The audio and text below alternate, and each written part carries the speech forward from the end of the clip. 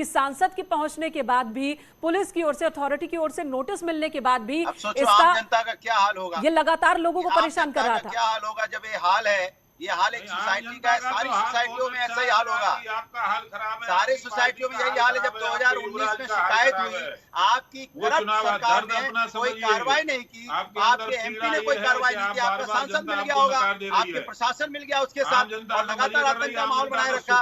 आतंक के माहौल में, आतंक के साए में लोग वहाँ जी रहे हैं। ये हालत उत्तर प्रदेश के अंदर में जंगल राज चल रहा है, गुंडा राज चल रहा है उत्तर प्रदेश के अंदर में। कोई किसी को पूछने वाला नहीं है। जब वायरल होती है कोई चीजें, तब ये जगते हैं किसी तरह से। ये वो लोग हैं जो सब दबा देते हैं। काम नहीं होता। आज कोई भी भ्रष्टाचारी यदि है तो उसके गर्दन को पकड़ने का काम योगी जी की सरकार कर रही है। आप जनता की चिंता मत करिए, आम जनता ने चिंता करने के लिए हमको चुना है। ठीक है, बीजेपी सफाई दे रही है कि हमने कभी सदस्यता नहीं दिलाई। तो आप ही लोग हो।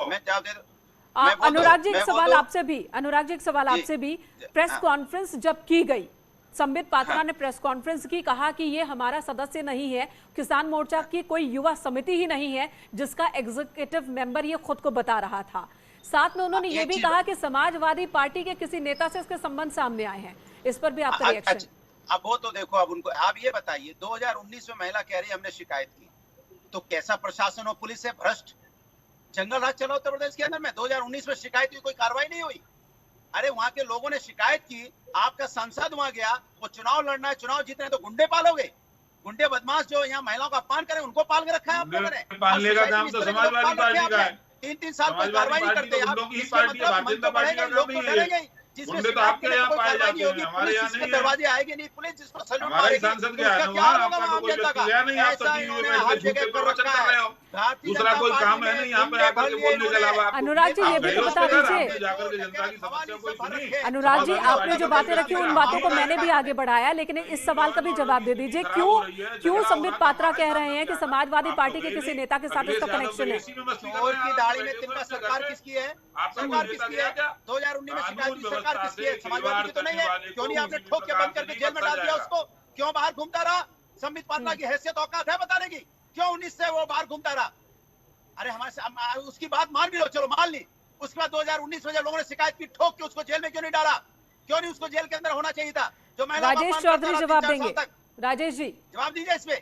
क्यों नहीं आपने 2019 में पकड़ के जेल में डाला? इसके मतलब आपकी सरकार करप्ट है। ये समाजवादी पार्टी यहाँ पे चोट है, जमीन का मैं इनको पूछना चाहता हूँ, गायत्री प्रजापति 6 महीने तक और महिला बलात्कार महिला की एफआईआर भी दर्ज नहीं की जब सुप्रीम कोर्ट का झंडा आया तब नहीं। लेकिन दूसरे की कमीज अगर गंदी है, दूसरे की कमीज गंदी है, तो खुद की भी गंदी हो, जरूरी तो नहीं। और ये उदाहरण नहीं दिया जा सकता। ठीक है, एक जैन सर, उसको जेल के ठीक है। अनुराग जी और राजेश चौधरी जी, आप दोनों एक दूसरे पर आरोप प्रत्यारोप करते रहिए, लेकिन सही जवाब, सवाल का सही जवाब देने की कोशिश कीजिए। एक जैन सर, आपके पास आ रही हूँ।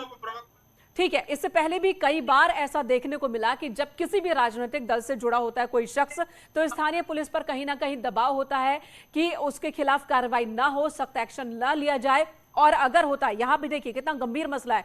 2019 में मामला दर्ज हुआ था, तब भी सांसद पहुंचे थे वहां पर, महेश शर्मा, और सांसद ने कहा था कि एक्शन होना चाहिए। उसके बाद भी एक्शन नहीं हुआ, उसके बाद भी इसका मन बढ़ता रहा क्योंकि स्थानीय पुलिस की ओर से कार्रवाई नहीं होती थी। तो ये तो वर्दी पर भी एक गंभीर दाग है। नहीं, बिल्कुल है। जब एक इस प्रकार की शिकायत हुई है, मेरे ख्याल से इस बार भी अगर ये वीडियो वायरल ना हुआ होता तो शायद इसके ऊपर एक्शन ना होता और ये इसी प्रकार अपनी गुंडागर्दी जारी रखता। मेरा इसके बारे में एक नजरिया और है कि गवर्नमेंट को अब रेजिडेंशियल सोसाइटीज की तरफ एक निगाह डालनी चाहिए और ऐसा एक मैकेनिज्म बनाना चाहिए जिससे कि वहाँ के जो रेजिडेंट्स की जेन्युइन प्रॉब्लम्स हैं उनका निदान समय रहते हो सके।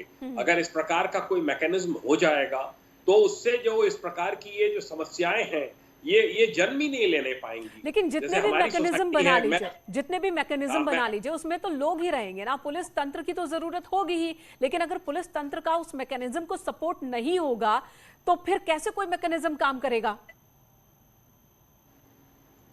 नहीं, यही मेरा कहना है कि उसमें डेवलपमेंट अथॉरिटी, नगर निगम, पुलिस, जल निगम, इन सब के लोग होने चाहिए। 3 महीने में 4 महीने में कभी एक बार आके रेजिडेंशियल सोसाइटी में मीटिंग कर लें और जो वहां पर इलीगल एनक्रोचमेंट्स की प्रॉब्लम है, जो लोग बाग धड़ल्ले से अवैध निर्माण कर रहे हैं, बिल्डर ने क्लब को बेच दिया है और सोसाइटी के रेजिडेंट्स क्लब की फैसिलिटी अवेल नहीं कर पा रहे हैं। बहुत सी ऐसी समस्याएं हैं जो बिल्डर से रिलेटेड हैं, जो डेवलपमेंट अथॉरिटी से रिलेटेड हैं, और उनका कोई निदान नहीं हो पाता है और धीरे धीरे ये सब विकराल रूप धारण कर लेती हैं। मैं एक और सवाल आपसे लूंगी, उसके बाद अपने सहयोगी के पास जाऊंगी।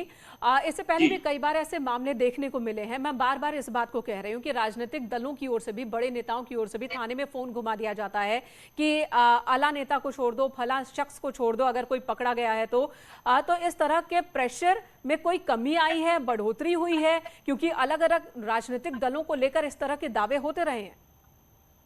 नहीं, मैं देखिए मैं इसमें विश्वास रखता हूं कि लॉ एंड ऑर्डर में इम्प्रूवमेंट हो रहा है, होना चाहिए, रोज नित्य प्रति इम्प्रूवमेंट होना चाहिए। और चाहे कोई नेता हो, चाहे कोई अभिनेता हो, चाहे कोई भी व्यक्ति हो, वो अगर अवैध कार्य सोसाइटी के अंदर रहकर कर रहा है तो उसकी गतिविधियों पर लगाम लगाना ये डेवलपमेंट अथॉरिटी का और पुलिस का जॉइंट काम है। और ये सोचने वाली बात है कि जब नोएडा, जो कि और वो भी पॉश सोसाइटी में जब ऐसा हो रहा है, तो दूर दराज के जो इलाके होंगे, ग्रामीण इलाके होंगे, वहां पर क्या हो रहा होगा?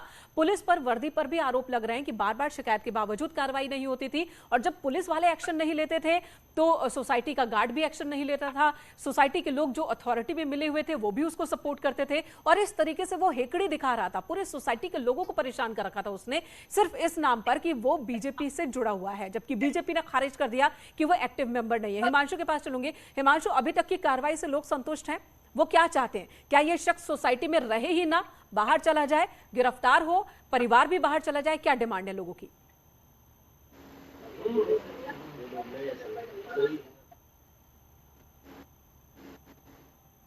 कार्रवाई से संतुष्ट हैं? इसके अलावा क्या आप लोग चाहते हैं कि वो सोसाइटी में रहे या ना रहे? अभी तक कार्रवाई से हम कोई संतुष्ट नहीं है। कल से वो भागे हुए हैं, उनकी वाइफ आज आ गई है, जैसे कि हमें सुनने में आया है, तो हम बिल्कुल भी संतुष्ट नहीं है। जो हमने लोगों ने, महिलाओं ने कल एफर्ट्स किए हैं, अभी तक हमें एफर्ट्स वो 0 लग रहे हैं। आप संतुष्ट हैं?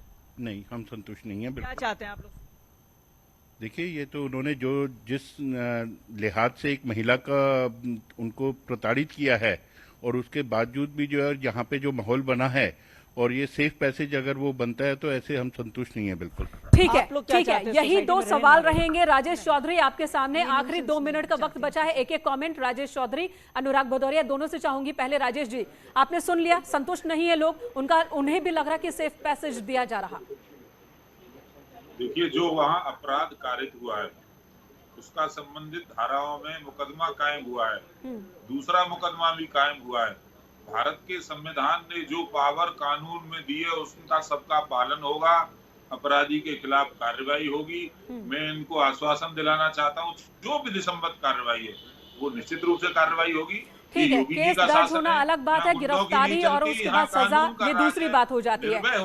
ठीक है, वक्त बिल्कुल नहीं बचा। अनुराग भदौरिया जी, आखिरी कमेंट आपसे। 48 घंटे में गिरफ्तारी नहीं होती तो महेश शर्मा और उनकी पार्टी तो धरना देगी, समाजवादी पार्टी क्या करेगी?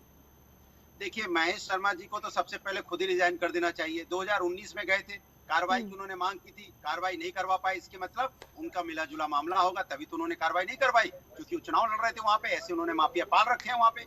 इस तरह से एक जगह नहीं, पूरे उत्तर प्रदेश में भारतीय जनता पार्टी के हर सोसाइटी में माफिया रह रहे हैं। ये माफिया जो इन्होंने कहते जमीन कब्जा वाले माफिया इन्होंने पैदा कर दिया है, पूरा उत्तर प्रदेश इनके माफियाओं से परेशान हो चुका है। ये तो पौष इलाके की घटना है, सुदूर में चले जाइए। ठीक है, ये तो महेश शर्मा को करना चाहिए। समाजवादी पार्टी क्या करेगी? समाजवादी पार्टी क्या करेगी? समाजवादी पार्टी तो न्याय दिला के रखेगी। महेश ठीक है, तो आप न्याय दिला कर रहेंगे।